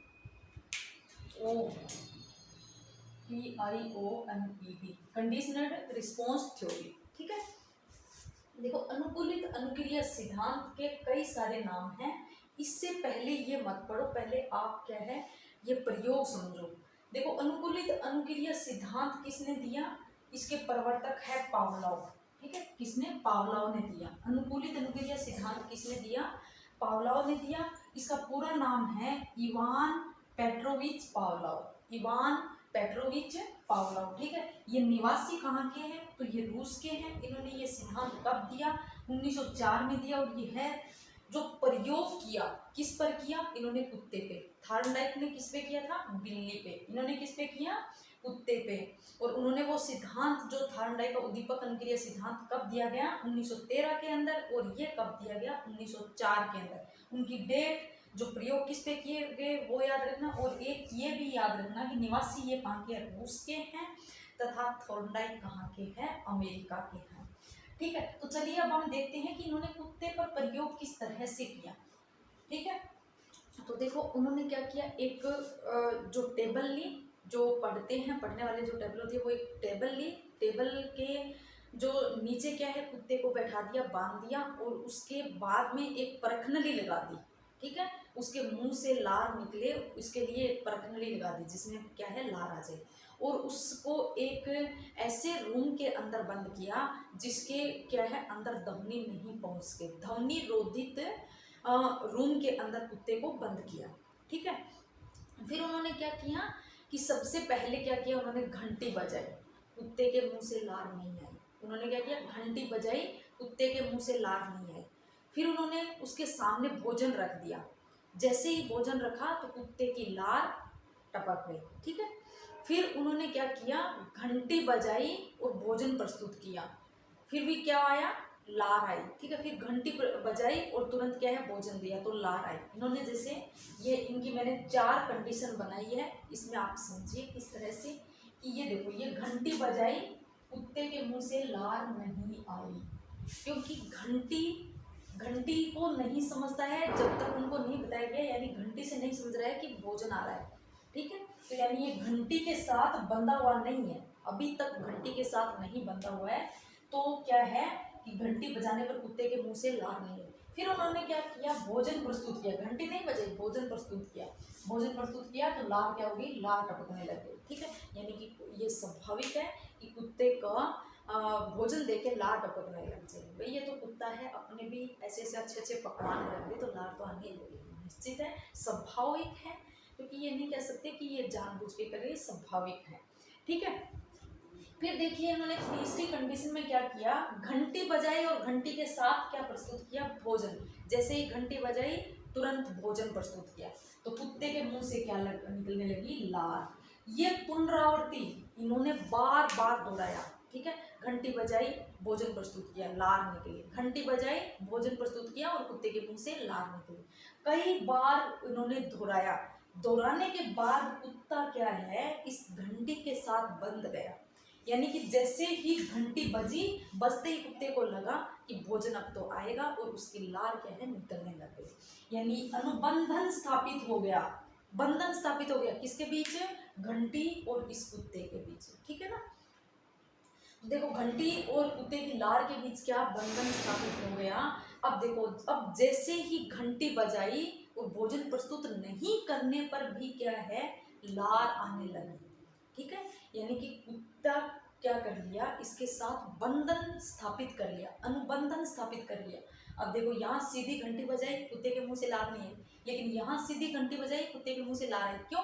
क्योंकि पुनरावृत्ति की। घंटी बजाई, घंटी के साथ भोजन आया, घंटी बजाई, घंटी के साथ भोजन आया, घंटी बजाई, घंटी के साथ भोजन आया। तो इस तरह से इन्होंने क्या, घंटी के साथ बंधन स्थापित कर लिया। ठीक है, अनुबंधन स्थापित कर लिया। तो देखो आपको याद क्या रखना है, यहाँ की जो घंटी है, देखो सबसे पहले जो घंटी बजाई, कुत्ते के मुंह से लार नहीं है। क्यों? क्योंकि यह अस्वाभाविक उद्दीपक है। अस्वाभाविक उद्दीपक का मतलब है कि ये स्वभाव नहीं है कि घंटी बजने पर ही भोजन आएगा, क्योंकि वो तो उन्होंने प्रयोग किया। ऐसे तो बहुत सारी घंटियां बजती है, क्या कुत्ते के मुंह से घंटी बजते ही कहीं लार आती है? नहीं आती ना। इसलिए इसको बोला है अस्वाभाविक उद्दीपक। और इसको आप शॉर्ट वे में याद रखना कैसे, CS, इसका मतलब है कंडीशनल स्टिमुलेट, कंडीशनल स्टिमुलेट, ठीक है। और देखो स्वाभाविक उद्दीपक यानी भोजन, देखो कहीं भी कुत्ते के सामने भोजन रख दो लार आएगी, कैसा भी कुत्ता हो उसके सामने भोजन रख दो लार आएगी, स्वभाव है उसका। क्या है? स्वाभाविक उद्दीपक है। यानी उद्दीपक क्या है? ये है घंटी है यहाँ, और यहाँ क्या है? भोजन है। यहाँ ये क्या है? भोजन है, ठीक है। तो ये कैसा हो गया? स्वाभाविक उद्दीपक, यानी इसको इंग्लिश में बोला जाता है अनकंडीशनल स्टिमुलेट, ठीक है, अनकंडीशनल स्टिमुलेट। तो ये कैसा है? अस्वाभाविक उद्दीपक है, ठीक है। तो जब अस्वाभाविक उद्दीपक प्रस्तुत करते हैं तो लार निकलना स्वाभाविक है, यानी निकल स्वाभाविक उद्दीपक, अस्वाभाविक नहीं, सॉरी, स्वाभाविक उद्दीपक प्रस्तुत किया जाता है तो कोई भी कुत्ता या कोई भी जानवर लार आएगी कुत्ते, ठीक है। अब देखो, अब यहाँ क्या किया उन्होंने? पुनरावृत्ति, बार बार दोहराया, 2 बार, 4 बार, 6 बार, ऐसे बार बार दोहराया। तो कुत्ते को लगा कि जैसे ही घंटी बजेगी तो घंटी बजते ही भोजन आएगा, ठीक है। तो पुनरावृत्ति दोहराने के बाद ये क्या हो गया? अनुबंधन स्थापित हो गया, ठीक है। फिर देखो, फिर कुत्ते के बाद में जैसे क्या है, पहले तो भोजन देते गए, जैसे घंटी बजी भोजन लाए, घंटी बजी भोजन लाए, लेकिन लास्ट बार क्या है, इन्होंने घंटी बजा दी लेकिन भोजन प्रस्तुत नहीं किया, तो भी कुत्ते के मुंह से क्या निकली? लार निकली। क्यों? क्योंकि उन्होंने अनुबंधन स्थापित कर लिया है, ठीक है। तो ये है अनुबंधन होने के बाद। अब देखो, अब आपको याद क्या रखना है कि आपको याद रखना है स्वाभाविक उद्दीपक और एक है अस्वाभाविक उद्दीपक। एक होती है स्वाभाविक क्रिया और एक है अस्वाभाविक क्रिया, यानी स्वाभाविक अनुक्रिया और अस्वाभाविक अनुक्रिया। ये मैं बताती हूँ किस तरह से याद रखना है आपको। कि जैसे कुत्ते के सामने क्या प्रस्तुत किया? भोजन प्रस्तुत किया। सीधा कुत्ते के सामने क्या प्रस्तुत किया? भोजन प्रस्तुत किया, ठीक है। तो ये घंटी जो है, घंटी जो बजी, ये घंटी बजी, ये क्या है? घंटी कंडीशनल थ्योरी, यानी अस्वाभाविक उद्दीपक, कंडीशनल स्टिमुलेट, कंडीशनल स्टिमुलेट, अस्वाभाविक उद्दीपक, ठीक है। याद रखना, ऐसे पूछा जाता है कि पावलोव के सिद्धांत में अस्वाभाविक उद्दीपक क्या है, जिसमें से ऑप्शन दे देंगे घंटी, भोजन, लार, ठीक है ना। तो आपको क्या याद रखना है? घंटी जो है वो अस्वाभाविक उद्दीपक है। कैसे? कि घंटी, जैसे पहले घंटी बजाई, कि कुत्ता नहीं समझेगा कि घंटी बजने पर भोजन आएगी, क्योंकि घंटी तो हर जगह बजती रहती है और कुत्ता ये थोड़ी ना सोचते हैं घंटी बजेगी भोजन आएगी। वो तो उनको बांधा गया है, पुनरावृत्ति की गई है, तब वो उसके साथ अनुबंधन स्थापित किया है, ठीक है। तो ये अस्वाभाविक उद्दीपक, स्वाभाविक यानी भोजन प्रस्तुत करने पर कुत्ते के मुंह में लार आएगी, चाहे कौन सा ही कुत्ता हो। भोजन प्रस्तुत करने पर, भोजन सामने रखने पर क्या है? कुत्ते के मुंह से लार निकलेगी, यानी ये स्वभाव है, अनकंडीशनल स्टिमुलेट, ठीक है। इंग्लिश में थोड़ा सा नाम याद रखना क्योंकि चेंज है। यह स्वाभाविक, तो जैसे लग रहा है अनकंडीशनल स्टिमुलेट है, और यहाँ जो अस्वाभाविक है तब क्या है? कंडीशनल स्टिमुलेट, ठीक है। तो क्या इतनी बात समझ में आई? अब देखो, जैसे ही कुत्ते के सामने भोजन प्रस्तुत किया तो कुत्ते के मुंह से क्या क्या निकली? लार। जैसे कुत्ते के सामने क्या प्रस्तुत किया? भोजन प्रस्तुत किया, तो कुत्ते से क्या निकल गई? लार, ठीक है, जब तक घंटी नहीं बजाई गई थी, ठीक है। तो इस अनुक्रिया को हम क्या कहेंगे? इस अनुक्रिया को हम कहेंगे स्वाभाविक अनुक्रिया, ठीक है, स्वाभाविक अनुक्रिया, ठीक है। कि कैसे? कुत्ते को एक रूम के अंदर बंद कर दिया, उसके सामने भोजन प्रस्तुत किया, उसके मुंह से क्या निकली? लार। तो वो जो लार निकलने की जो क्रिया है, देखो उद्दीपक को देख के क्या होती है? अनुक्रिया होती है। हमने पिछले सिद्धांत के अंदर देखा, तो उद्दीपक हम उनके सामने क्या रखा? भोजन हमने उसके सामने रखा, तो क्रिया क्या हुई? कि उनकी लार निकली, ठीक है। तो ऐसी जो अनुक्रिया हुई वो क्या कहलाती है? स्वाभाविक अनुक्रिया, क्योंकि स्वभाव है कुत्ते के मुंह से लार निकलेगी, तो क्या हो गया? अनकंडीशनल रिएक्शन, ठीक है। देखो, अब देखो कि कुत्ते के सामने सीधी घंटी बजी, कि उनके बीच में क्या बंधन स्थापित हो गया, ठीक है। क्या किया? घंटी बजाई, भोजन लाए, और क्या हो गया? कुत्ते के मुंह से लार आ गई। घंटी बजी, भोजन आया, कुत्ते के मुंह से लार निकली। लेकिन लास्ट अंतिम स्टेप में क्या किया, घंटी बजाई, भोजन प्रस्तुत नहीं किया। घंटी बजाई और कुत्ते के सामने घंटी बजाई और सीधी क्या निकल गई, लार, लेकिन भोजन नहीं प्रस्तुत किया गया। तो घंटी पर भी क्या हो गया, अनुबंधन स्थापित हो गया। तो घंटी बजते ही जो लार निकली उस क्रिया को या उस अनुक्रिया को कहते हैं अस्वाभाविक, अस्वाभाविक अनुक्रिया। क्या कहते हैं, अस्वाभाविक अनुक्रिया। ठीक है, आई बात समझ में। देखो, एक बार पढ़ने से समझ में नहीं आएगी, ये थोड़ा सा मुश्किल है, मैं बोल रही हूँ यहाँ ये समझना थोड़ा मुश्किल है, लेकिन आप इसको बार बार पढ़ो। एक बार समझ में नहीं आता है तो आपको एक बार में ऐसे लगेगा कि हाँ बिल्कुल भी समझ में नहीं आया, फिर आप दूसरी बार पढ़ोगे तो थोड़ा ऐसे लगेगा कि हाँ थोड़ा समझ में आया, तीसरी बार पढ़ोगे तो फिर आपको हाँ पूरा समझ में आएगा। इस तरह से आप 4-5 बार दोहराओगे तो ये पूरा समझ में आ जाएगा। बस इसमें यही मुश्किल है, बाकी मुश्किल नहीं है, ये समझ में आ गया तो पूरा सिद्धांत समझ में आ जाएगा। ठीक है, कि कुत्ता, चलो दोबारा से, कुत्ते के सामने हमने क्या रखा, भोजन रखा। जैसे कुत्ते के सामने हमने क्या रख दिया, भोजन रख दिया। ठीक है, भोजन रखते ही स्वाभाविक है कुत्ते के मुंह से क्या निकलेगी, लार, यानी स्वभाव है भोजन। भोजन एक क्या है, उद्दीपक है, कौन सा, स्वाभाविक उद्दीपक। और जब उनसे कुत्ते के सामने भोजन रखने पर जो लार निकल रही है वो अनुक्रिया कैसी होगी, स्वाभाविक अनुक्रिया, यानी स्वाभाविक उद्दीपक जब रख रहे हैं तो अनुक्रिया भी कैसी होगी, स्वाभाविक होगी। ठीक है, इतनी बात करिए। अब हम देखते हैं कि कुत्ते के सामने क्या किया हमने, फिर घंटी बजाई उसके साथ भोजन लाए, घंटी बजाई उसके साथ भोजन लाए, घंटी बजाई उसके साथ भोजन लाए, घंटी बजाई उसके साथ भोजन लाए। ऐसी प्रक्रिया मैंने 4 बार दोहरा दी। ठीक है, फिर 5वीं बार मैंने क्या किया, सिर्फ घंटी बजाई और भोजन नहीं लाए, लेकिन कुत्ते के मुंह से क्या निकल गई, लार। कुत्ते के मुंह से क्या निकल गई, लार।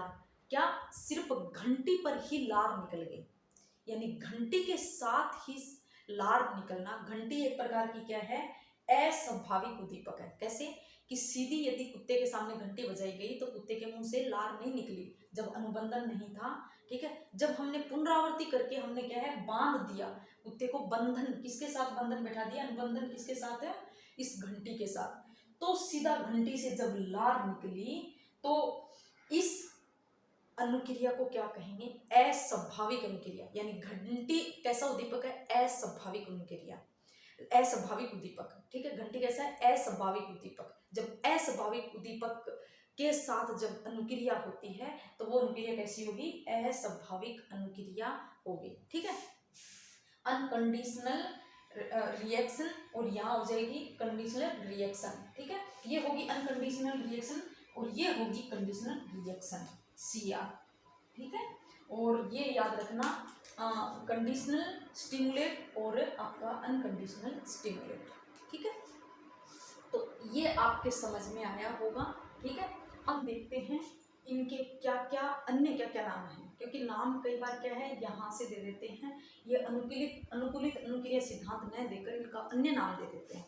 तो अन्य नाम भी याद रखने हैं। इसको क्या कहते हैं, शास्त्रीय अनुबंधन या प्राचीन अनुबंधन या परंपरागत अनुबंधन। देखो यहाँ तो आप कंफ्यूज मत होना कि यहाँ क्या आ रहा है, अनुबंधन आ रहा है, अनुबंधन आ रहा है। इसका अर्थ क्या है कि अनुबंधन किसके बीच में बन रहा था।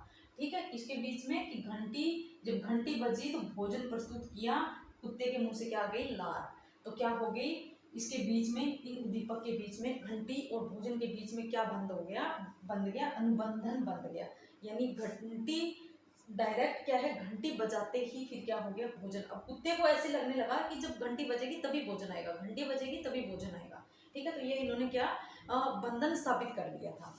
ठीक है, यदि आप इसका इंग्लिश नेम याद रख सकते हो तो इंग्लिश नेम याद रख लेना, क्योंकि सभी तीनों के नाम इंग्लिश में एक ही है।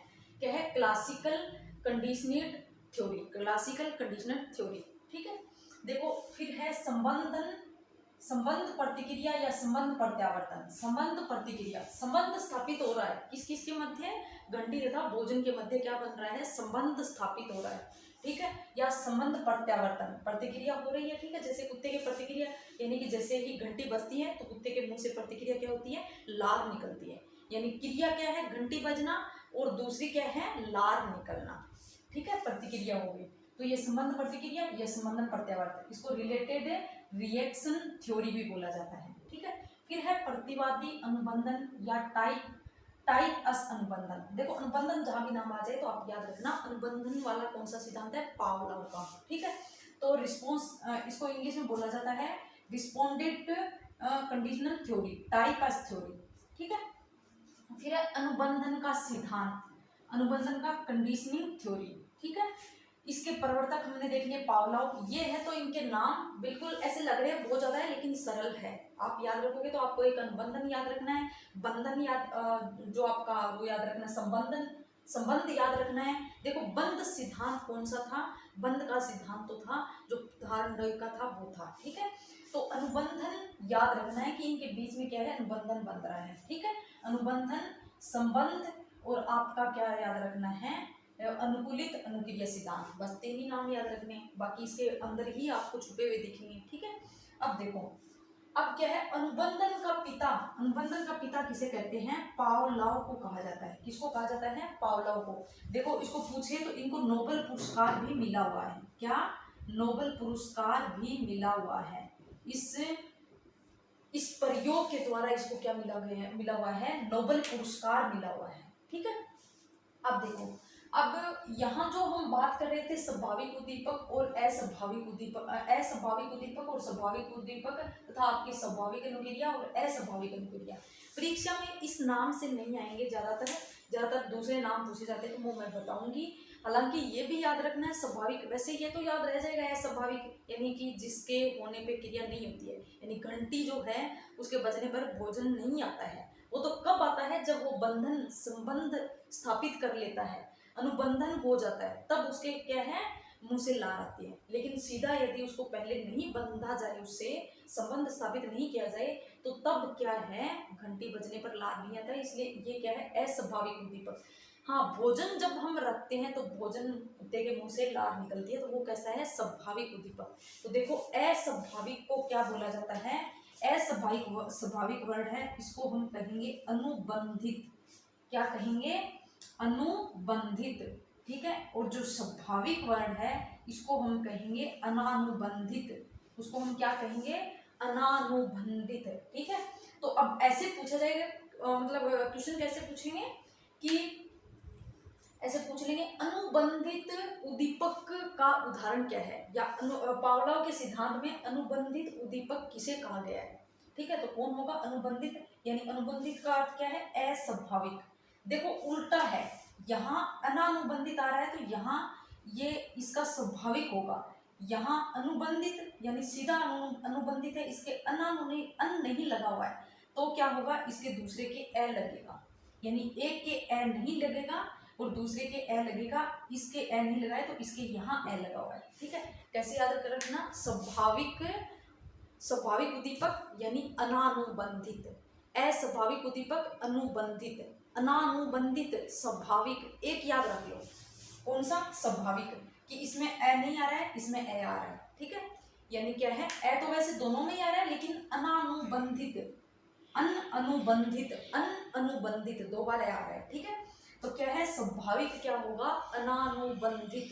ठीक है, तो अब पूछे कि पावलोव के सिद्धांत में या अनुकूलित अनुक्रिया सिद्धांत के अंदर जो अनानुबंधित अनुक्रिया कब होती है, अनानुबंधित अनुक्रिया कब होती है, यानी स्वाभाविक उद्दीपक प्रस्तुत करने पर। ठीक है, स्वाभाविक उद्दीपक कौन सा है, कि कुत्ते का स्वभाव किसका है, कि जब भोजन आएगा, तो कब होगा, कि जब कुत्ते के सामने क्या रखा जाएगा, भोजन रखा जाएगा, तब क्या होगी, अनानुबंधित अनुक्रिया। ठीक है, और ऐसे पूछे कि अनुबंधित अनुक्रिया कब होती है, कि अनुकूलित अनुक्रिया सिद्धांत या पावलोव के जो सिद्धांत है उसमें अनुबंधित अनुक्रिया कब होती है, तो जब संबंध स्थापित हो जाता है या अनुबंधन स्थापित हो जाता है, उसके बाद जब क्या है, घंटी बजाई जाती है, यानी घंटी एक प्रकार की अस्वाभाविक उद्दीपक है, तो क्या होगा, जब अस्वाभाविक उद्दीपक सामने प्रस्तुत किया जाता है, तो कौन सी क्रिया होती है, आपकी अस्वाभाविक अनुक्रिया, यानी जिसको हम क्या कहते हैं, अनुबंधित अनुक्रिया। ठीक है, तो आप इसको 2-3 बार दोहरान की करना, तभी जाके आपकी समझ में आएगा। ठीक है, फिर हम देखते हैं इसके अंदर ये 3 मुख्य शब्दावली है, ये पूछ लिए जाते हैं बहुत बार ऐसे, ये पूछा भी गया है, विलोप या विलीनीकरण। ठीक है, तो इनके 4 वर्ड आपको याद रखना है। इस सिद्धांत के मुख्य ये शब्द है क्या, कि विलोप या विलीनीकरण। विलोप या विलीनीकरण क्या होता है कि जब क्या है, कुत्ते के सामने घंटी की आवाज, घंटी की टोन अलग होती है, उस घंटी से मिलती जुलती उसके सामने क्या, हाँ नहीं, विलोप या विलीनीकरण, इसमें क्या होगा कि जब कुत्ते के सामने हमने क्या दी, घंटी बजाई, तो सबसे पहले क्या, लार नहीं आई, ठीक है। जब कुत्ते के सामने भोजन रखा गया तो क्या आई, लार निकली। और जब कुत्ते के सामने सबसे पहले घंटी बजाई गई फिर भोजन दिया गया तो क्या, लार निकली।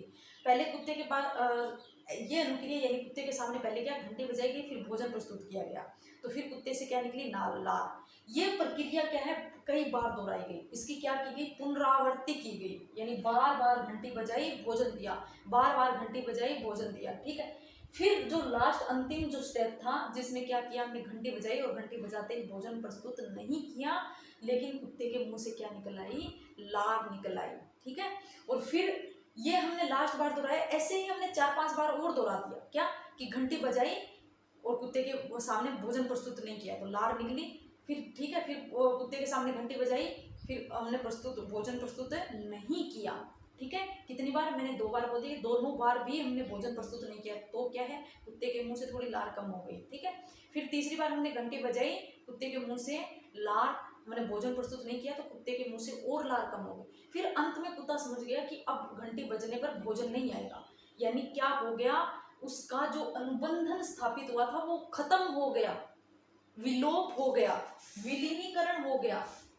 तो पूछ लिया जाता है विलीनीकरण किसे कहते हैं, कि जब कुत्ते के बाद बार बार घंटी बजाई जाए तथा बार बार घंटी बजने के बाद भी भोजन प्रस्तुत नहीं किया जाए तो कुत्ते के अंदर जो अनुबंधन है वो क्या है, खत्म हो जाता है। तो आई होप आपको ये समझ में आया। अब हम देखते हैं आगे का, उद्दीपक सामान्यीकरण। उद्दीपक सामान्यीकरण क्या होता है कि कुत्ते के सामने हम घंटी बजाई, घंटी बजाते ही क्या, भोजन दिया और लार निकली, ठीक है। अब मैंने क्या किया, घंटी की जैसी ही आवाज, घंटी की जैसी ही कोई दूसरी किसी की जैसे आवाज, अलार्म की जो हम घड़ी होती है उसमें घंटी बजते हैं, माना मैंने पहले सीधी घंटी बजाई है, लेकिन फिर मैंने क्या किया, जो अलार्म की घड़ी होती है वो उसकी घंटी जो होती है वो बजाई, यानी इससे मिलती जुलती है, ठीक है, इससे मिलती जुलती मैंने घंटी बजाई, घंटी बजाते ही कुत्ते के मुंह से क्या आ गई, लार निकल गई, ठीक है। हमने भोजन प्रस्तुत नहीं किया फिर भी क्या है, लार निकल गई, यानी पहले भोजन प्रस्तुत कर रहे थे घंटी बजाते बजाते, ठीक है, घंटी बजाते बजाते फिर मैंने क्या कर दिया, उसके जैसे ही घंटी बजा दी और भोजन प्रस्तुत कर दिया, यानी वो कुत्ता क्या, उसमें सामान्यकरण कर लिया, यानी नहीं समझ पाया कि ये घंटी ही है, ठीक है, यानी उन्होंने क्या है, सामान्यकरण कर लिया, उन्होंने घंटी ही समझ ली, ठीक है। तो ये हो गया उद्दीपक सामान्यकरण, यानी उद्दीपक में क्या कर लिया, उन्होंने सामान्यकरण कर लिया, ठीक है। घंटी की जैसी ही दूसरी आवाज की कोई वस्तु मैंने बजाई, वो बजाते ही क्या है, कुत्ते के मुंह से क्या निकल गई, लार निकल गई, यानी दूसरे उद्दीपक के, इसे मिलते जुलते दूसरे उद्दीपक के प्रति भी उन्होंने क्या, अनुबंधन स्थापित कर लिया, यानी उद्दीपक में क्या कर लिया, उन्होंने सामान्यकरण कर लिया। अब आता है उद्दीपक विभेदीकरण। उद्दीपक विभेदीकरण का अर्थ है कि उद्दीपक हम क्या दे रहे हैं, हम घंटी बजा रहे हैं, ठीक है। अब घंटी की टोन अलग होती है, और एक हम जैसे बाइक की या बस का जो हॉर्न होता है या उसका, तो अब यदि कहें कि बस का हॉर्न बजा दे, ये यहाँ अनुबंधन स्थापित करा लिया, और इसके बाद घंटी न बजाने के बजाय बाइक या बस का हॉर्न बजाने पर क्या कुत्ते के मुंह से लार निकलेगी, नहीं निकलेगी, क्यों, क्योंकि कुत्ता उद्दीपक में विभेदीकरण करना जानता है, क्यों, क्योंकि उन्होंने उसके साथ ही अनुबंधन स्थापित किया, किसके साथ, घंटी के साथ, और घंटी और भोजन के साथ संबंध स्थापित कर, अनुबंधन स्थापित किया है, कि उनको ऐसे लग रहा है कि घंटी बजेगी तभी भोजन आएगा, न कि दूसरी आवाजों पर भोजन आएगा, यानी ये उद्दीपक विभेदीकरण करना जानता है, ठीक है।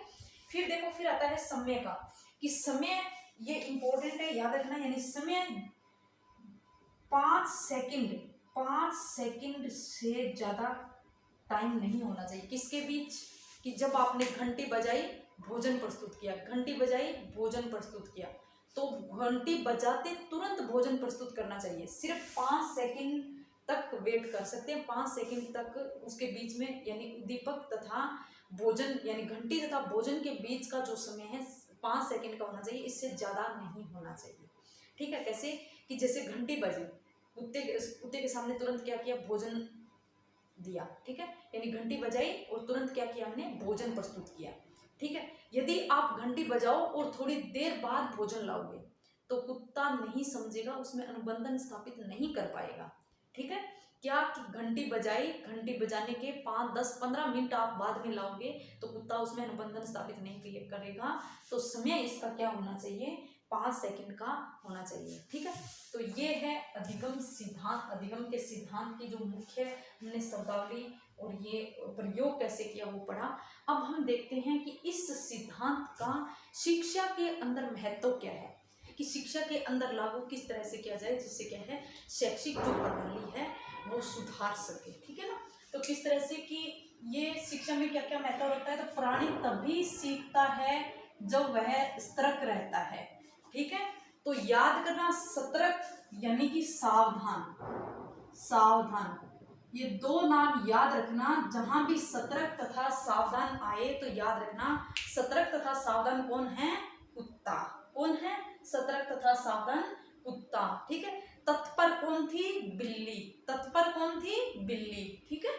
तो देखिए, फिर देखो, शिक्षण में सर्वदर्शी सामग्री का प्रयोग इसी सिद्धांत पर किया जाता है।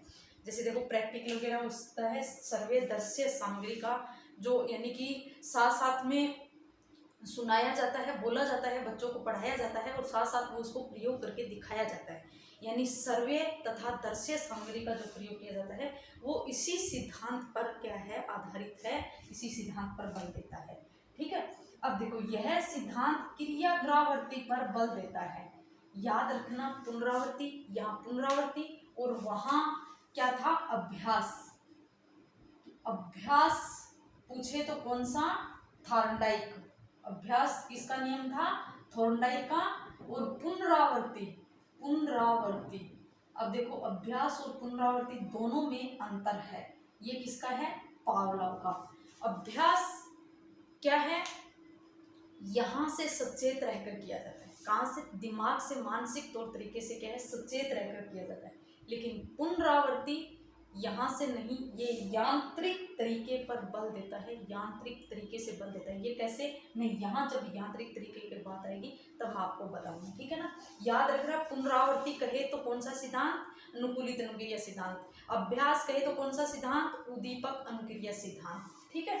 अब देखो, पुनरावृत्ति के आधार पर अनुबंधन स्थापित किया जाता है। जैसे देखो, यहाँ क्या किया, कुत्ते के सामने घंटी बजाई गई, कुत्ते की लार नहीं आई, कुत्ते के सामने भोजन लाया गया, कुत्ते के मुंह से क्या आई, लार आई। और जब कुत्ते के सामने घंटी बजा के फिर तुरंत भोजन दिया गया तो क्या, लार आई। कुत्ते के सामने घंटी बजाकर तुरंत भोजन दिया गया, घंटी बजाकर तुरंत भोजन दिया गया, ये प्रक्रिया 4-5 बार दोहराई गई, यानी पुनरावृत्ति की गई।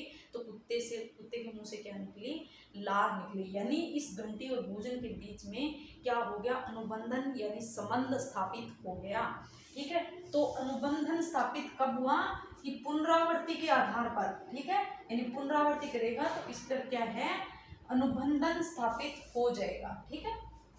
भाषा सीखने और सिखाने के लिए यह सिद्धांत उपयोगी है, कि भाषा सीखने और सिखाने के लिए पुनरावृत्ति, बार बार उसको दोहरान करने के लिए बोला जाता है, तभी भाषा सीखी जाती है, ठीक है। फिर देखो, इस सिद्धांत के द्वारा भय संबंधी मानसिक भ्रांतियों को दूर किया जा सकता है।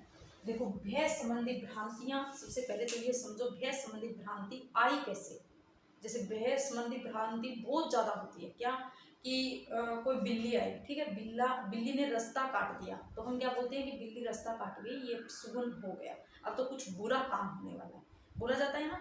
तो ये हम क्यों सीखे, क्योंकि हमारे पुराने जो लोग हैं, प्राचीन के जो पुराने ज़माने के जो लोग हैं, वो यही मानते हैं कि बिल्ली के रास्ता काटने पर क्या होता है, अपशगुन होता है, अपशगुन होता है। किसी ने सुना और हमने सुना हमारे घर वालों से, दादा दादी से, नाना नानी से, ठीक है, चाचा चाची से, जहाँ भी गए तो जैसे बिल्ली रास्ता काटा तो कहा कि अब तो बिल्ली रास्ता काट गई, अब तो कुछ अपशगुन होने वाला है, ठीक है। ये हमने एक बार सुना, ठीक है। तो एक बार सुनने पर हमने क्या, अपने मम्मी या पापा या नाना नानी से हमने क्या कहा कि बिल्ली रास्ता काटने से क्या होता है, हाँ, तो फिर उन्होंने क्या कहा कि बोल दिया ना अपशगुन होता है, कुछ गलत काम हो जाएगा, ये बात हमने सीख ली। फिर हमने भी क्या किया, आगे किसी ने पूछा या बिल्ली रास्ता काटी तो हमने भी उस बात को दोहरा दी बार बार। तो यानी कि हमारे दिमाग में बार बार पुनरावृत्ति करने पर वो क्या है, अनुबंधन स्थापित हो गया किसके बीच, कि बिल्ली रास्ता काटेगी तो अपशगुन होगा, और हमारे दिमाग के बीच में, इसके बीच में अनुबंधन स्थापित हो गया।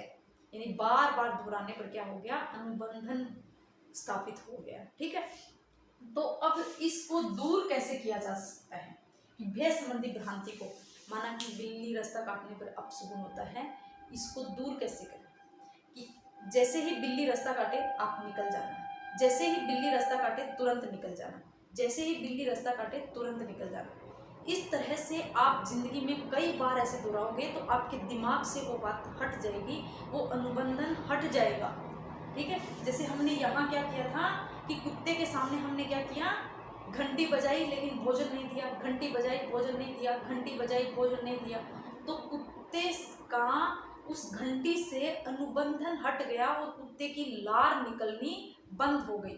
यानी पहली बार जब क्या है घंटी बजाई तो क्या है, थोड़ी मात्रा में, जैसे पहली बार घंटी बजाई भोजन नहीं आया तो लार वो वैसी जैसे पहले आ रही थी वो आई, लेकिन दूसरी बार घंटी बजाई भोजन नहीं आया तो उससे कम लार निकली, तीसरी बार घंटी बजाई भोजन नहीं आया तो लार और कम हो गई, चौथी बार ऐसे घंटी बजाई तो लार क्या है, निकलना ही बंद हो गई। इसी तरह से यदि आप एक बार जब बिल्ली रास्ता काटे तो आप तुरंत निकल जाना, तो आपके मन में जरूर आएगा कि आज अपशगुन हो सकता है, लेकिन नेक्स्ट बार फिर करोगे तो फिर थोड़ा कम आएगा। इस तरह से आप अपनी जिंदगी में इसकी पुनरावृत्ति करोगे तो अंत में आप इसका अनुबंधन खत्म हो जाएगा, और कुछ इसका कुछ अपशगुन नहीं होता है कि बिल्ली रास्ता काट जाने से। अब सोच के देखो, अगर वो बिल्ली रास्ता काटी है, आप भी तो किसी का रास्ता काटते हो, वो जानवर है, जीव भी वो है और जीव ही आप हो, तो कैसा अपशगुन होगा कि बिल्ली रास्ता काटेगी तो अपशगुन होगा? कुछ नहीं होता है, ये भ्रांति है, और ये दूर इसी तरह से किया जा सकता है पुनरावृत्ति करने के बाद। कैसे कि बिल्ली जब भी रास्ता काटे तो तुरंत निकल जाए। ठीक है, रुके नहीं। आदत का निर्माण, ठीक है, आदत का निर्माण कैसे कि बहुत सारे ऐसे लोगों को क्या है, पैर हिलाने की आदत होती है, या पेन को कान में घुसाने की, या फिर ऐसे बैठे बैठे बैठे ऐसे पेन को ऐसे करने की। ठीक है, तो ये आदत का निर्माण कैसे हुआ कि उन्होंने एक बार ऐसे किया होगा, ठीक है, फिर उसको बार बार ऐसे करने में ऐसे ऐसे करता गया। ठीक है, यानी वो बार बार पुनरावृत्ति करता गया, तभी क्या हुआ, उसकी आदत का निर्माण हो गया, उसकी आदत बन गई। ठीक है, तो पहले जैसे पैर हिलाना, पैर हिलाते बैठे बैठे पैर हिलाते रहते हैं, तो घर वाले बोलते हैं कि पैर मत हिलाओ अपशगुन हो जाएगा, पैर मत हिलाओ अपशगुन होता है। लेकिन हालांकि पैर हिलाने से कोई अपशगुन नहीं होता, लेकिन क्या है कि पैर हिलाने से अपनी इमेज घटती है, अपनी एकाग्रचित होकर हम कोई काम नहीं कर सकते। ठीक है, या कहीं हम जाएं तो पैर हिलाते हैं तो सामने वाले भी क्या है, बोर हो जाता है, ये पैर क्यों हिला रहा है, यानी अपनी पर्सनैलिटी को क्या है, कम करता है। बाकी पैर हिलाने से कुछ नहीं होता, लेकिन नहीं हिलाना चाहिए। क्यों? क्योंकि हम अपनी क्या है, पर्सनैलिटी डाउन होता है, व्यक्तित्व डाउन होता है, कंस्ट्रेट पावर, एकाग्रचित्ता कम होती है। ठीक है, तो इस तरह से आदत का निर्माण भी किसके द्वारा होता है, पुनरावृत्ति के द्वारा। ठीक है, फिर देखो, इस सिद्धांत के अनुसार बालकों से कभी ऐसे शब्दों की पुनरावृत्ति ना करें जो आगे चलकर कुंठाओं में बदल जाए, क्योंकि इसी प्रकार बालक में प्रेम व घृणा का विकास होता है, प्रेम व घृणा का विकास होता है। कैसे? देखो, एक घर में छोटा बालक है, ठीक है, हम उसको क्या बोलते हैं कि नालायक कहीं का, तू तो गधा है, तू तो बेशरम है, कुछ भी हम उनको गाली दे देते हैं। एक बार बच्चे बोलेगा कि अब की बार तो ये बोला है, पर आगे से मैं ये नौबत नहीं आने दूंगा, काम अच्छे से करूँगा। ठीक है, और बाहर वो स्कूल में बहुत अच्छा काम कर रहा है, सब कुछ कर रहा है। ठीक है, लेकिन फिर दूसरी बार भी घर वालों ने क्या बोल दिया, तो गधा है, तो नालायक है, तो बेशरम है। ठीक है, फिर उस बच्चे ने क्या कहा कि चलो ये अब की बार भी मैं अच्छा काम करूँगा इससे। फिर आगे नेक्स्ट टाइम या कुछ मेहमान आ गए घर में, फिर भी उसके सामने भी माँ बाप ने वही बोला कि तू तो नालायक है, तो गधा है, तो तेरे से ये काम नहीं होगा, तेरे बस की बात नहीं है, तो तू बेशरम है। ठीक है। अब वो बच्चा क्या होगा, वो बच्चे को यदि बार बार उन शब्दों का प्रयोग करोगे तो उसके मन में कुंठा होगी कि बाहर तो उनकी बहुत अच्छे से इमेज बनी हुई है, यानी कि वो उनके क्या है कि अच्छा कार्य कर रहा है, लेकिन घर में ये ऐसे शब्दों का प्रयोग किया जा रहा है, तो वो बच्चे के मन में क्या है, कुंठा पैदा हो जाएगी और वो यही समझने लगेगा कि तू तो गधा है। कि वो अपने आप को गधा, बेशरम, नालायक समझने लग जाएगा। इसलिए कभी भी किसी भी बालक से ये मत कहो कि तू गधा है, यानी अब ऐसे शब्दों की पुनरावृत्ति ना करे जो आगे चलकर कुंठाओं में बदल जाए।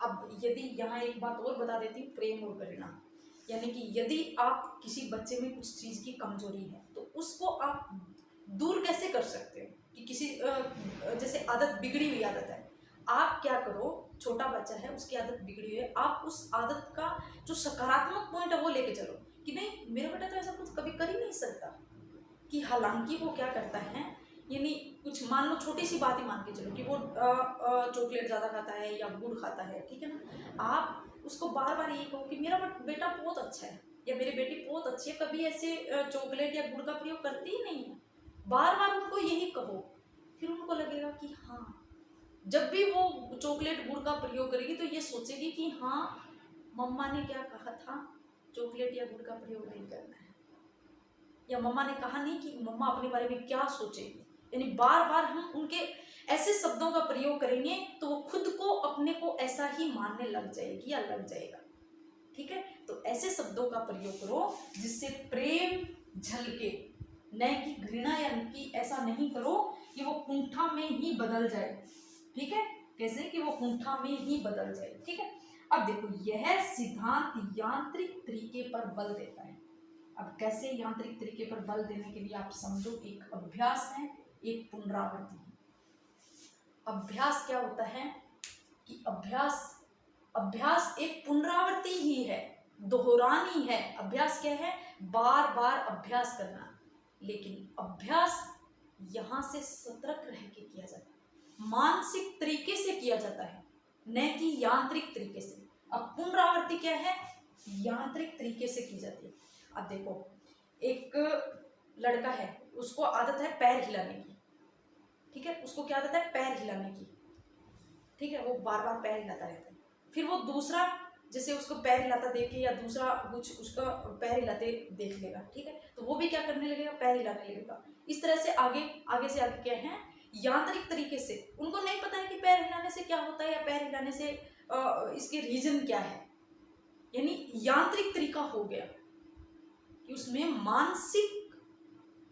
मानसिक का यानी मन का, मस्तिष्क का प्रयोग नहीं किया जा रहा है।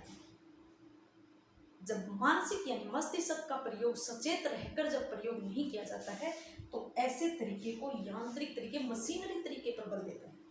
ये एक प्रकार का मशीनरी तरीका है। अभ्यास क्या है कि मानसिक तरीके से जब कोई कार्य किया जाता है, जिसकी पुनरावृत्ति किया जाता है, दोहरान किया जाता है, वो अभ्यास होता है। ठीक है, अब आपका अभ्यास और पुनरावृत्ति में अंतर समझ में आ गया होगा। ठीक है, अब इसमें एक ऐसे क्वेश्चन पूछे जाते हैं, वो मैं बता देती हूँ कैसे, कि एक बालक के सामने लाल गुलाब या इससे अन्य चीज रखने पर वो उसे क्यों घबराने लगता है, या एक बालक को लाल गुलाब का कांटा चुभ जाने पर वह बालक दूसरी बार कोई भी लाल चीज दिखने पर क्या है, उससे डरने लगेगा। तो देखो याद करो, हमने पीछे अभी क्या पढ़ा था, उद्दीपक सामान्यीकरण। क्या पढ़ा था, उद्दीपक सामान्यीकरण। ठीक है, तो क्या होता है कि एक छोटा बालक है, उसके यदि गुलाब का कांटा चुभ गया, माना 1, 1.5, 2, 3 साल का बच्चा है, छोटा सा बच्चा है, उसके क्या है, कांटा चुभ गया, लाल गुलाब का कांटा चुभ गया, तो उसको दूसरी जो लाल चीजें दिखाई दे रही है, तो उनको ऐसे लगता है कि लाल जो भी वस्तु है वो क्या करेगी, कांटा चुभाएगी और दर्द होगा। यानी उनको डर लगता है लाल चीज़ों से। क्यों लगता है? क्योंकि पहले उसको लाल गुलाब के पास जाने पर उनके क्या कांटा चुभा था। ठीक है, तो ये इन्होंने क्या कर लिया कि उन्होंने सामान्यीकरण कर लिया। किसमें? लाल रंग में सामान्यीकरण कर लिया। उद्दीपक यानी लाल रंग का कोई उद्दीपक मान लिया, उसमें क्या कर लिया? सामान्यीकरण। जैसे कुत्ते ने क्या किया कि कुत्ते के सामने क्या बजाई गई? घंटी बजाई गई। ठीक है, कुत्ते के सामने क्या गई बजाई गई? घंटी बजाई गई। ठीक है, अब उससे मिलती जुलती ही घंटी बजा दे, ठीक है, या उसके जैसी घंटी बजा जाए तो कुत्ते के मुंह से क्या निकल आएगी? लार निकल आएगी। क्यों? क्योंकि उन्होंने उद्दीपक सामान्यीकरण कर लिया। उन्होंने सोचा घंटी बजी है तो ये इसी की बजी। ठीक है, तो ये है उद्दीपक सामान्यीकरण। अब इसमें एक और बता देती हूँ। एक अल्बर्ट नामक मनोवैज्ञानिक था। इन्होंने अपने बेटे, जो कितने 11 माह का बेटा था, इस पे इन्होंने क्या किया? प्रयोग किया। हालांकि गलत था, इतने छोटे बच्चों पे प्रयोग नहीं करना चाहिए, लेकिन अल्बर्ट ने क्या किया? अपने बेटे 11 माह के बेटे पर प्रयोग किया। कैसे किया? कि इन्होंने क्या किया? इसके सामने, जैसे ये लड़का बैठा है 11 माह का, इसके सामने खरगोश को रख दिया। ठीक है, इसके सामने क्या रख दिया? खरगोश को रख दिया। ठीक है, और जैसे ही इसको सामने खरगोश को रखा तो क्या है? एक भयानक आवाज, क्या क्या कि एक भयानक आवाज पैदा कर दी। ठीक है, तो ये बालक क्या डरेगा? क्योंकि भयानक आवाज आई तो ये डरेगा। वैसे ही फिर क्या किया इन्होंने? दूसरी बार भी इनको क्या किया? खरगोश को रखा और वैसे ही भयानक आवाज। फिर तीसरी बार भी उसको रखा और फिर बाद में क्या किया? भयानक आवाज। ठीक है, तो ये बालक समझ गया कि ये जो खरगोश यानी भूरे रंग का जो खरगोश है, या जो इनके रोएदार यानी कि इनके शरीर पे क्या है? बाल यानी रोएदार इनके, ऐसी चीजों से क्या आएगी? भयानक डरावनी आवाज आएगी। तो बालक ये नहीं समझता कि दूसरी जगह से आ रही है। ये बालक इसमें क्या कर लिया? सामान्यीकरण कर लिया उद्दीपक में। ठीक है, तो इससे डरने लगा। अब उसके सामने यदि कोई भी रोएदार वस्तु रख दे, या घर की जो कोई रोएदार वस्तु है वो भी रख दे, तो बच्चा उनसे डरने लगता है। क्यों? क्योंकि इस रोएदार तथा भूरे रंग से उनके साथ क्या हो गया? सामान्यीकरण हो गया, उद्दीपक सामान्यीकरण हो गया, तो वो बच्चा डरने लग गया। ठीक है, यानी कि बच्चे के सामने ऐसी कुछ ऐसा प्रैक्टिकल नहीं करना चाहिए, क्योंकि बच्चे में क्या है? फिर वो भय पैदा हो जाता है, वो डर पैदा हो जाता है, उनको निकालना बहुत मुश्किल होता है। ठीक है, तो ये तो था इसका सिद्धांत, अनुकूलित अनुक्रिया सिद्धांत पावलोव का।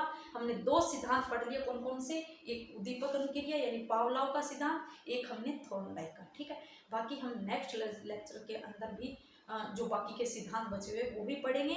तो आप इन दोनों को अंतर करके समझिए, इन दोनों सिद्धांतों को अंतर करके समझिए। ये दोनों ही बहुत ही इम्पोर्टेंट है, इसीलिए मैंने आपको ये डिटेल से पूरा बताया है, और यहाँ से आपके क्वेश्चन बन सकते हैं, क्योंकि ये अपनी शिक्षा प्रणाली के अंदर बहुत महत्व रखते हैं। जो इनके महत्व क्या है वो मैंने बता दिए। तो शैक्षिक महत्व और इस पे ज़्यादा ध्यान देना, और ये जो मैंने यहाँ जो आपको बताया है कि किस तरह से उद्दीपक अस्वाभाविक तथा स्वाभाविक उद्दीपक और आपकी अस्वाभाविक अनुक्रिया और स्वाभाविक अनुक्रिया होती हैं, तो आप इनको पढ़िए। ठीक है, बाकी मैं आपको इनके टेलीग्राम पर नोट्स अवेलेबल करवा दूंगी, जहाँ तक हो सके आप वहाँ से भी पढ़ना, और इनके क्वेश्चन भी मैं अपलोड कर दूंगी, तो वो क्वेश्चन पीछे के आप देख लेना। ठीक है, कि मेरे पास जो वंदना जादव की बुक है उससे मैं आपके PDF बना के और टेलीग्राम पे डाल दूंगी। तो सबसे पहले आप ये पढ़िए, उसके बाद वो क्वेश्चन हल कीजिए, जिससे आपको क्या लगेगा कि थोड़ा ये पहले थ्योरी समझ में आएगी, फिर क्वेश्चन अच्छे से हल होगा, तो माइंड भी फ्रेश रहेगा। तो ये हम जो साइकोलॉजी पढ़ रहे हैं, इसके साथ साथ हमारा क्या है? मानसिक स्वास्थ्य से भी हम स्वस्थ हो रहे हैं, और जब मानसिक स्वास्थ्य से स्वस्थ हो जाओगे तो कोई सा भी सब्जेक्ट हो आप सरलता से हल कर लोगे। ठीक है, ओके, टेक केयर।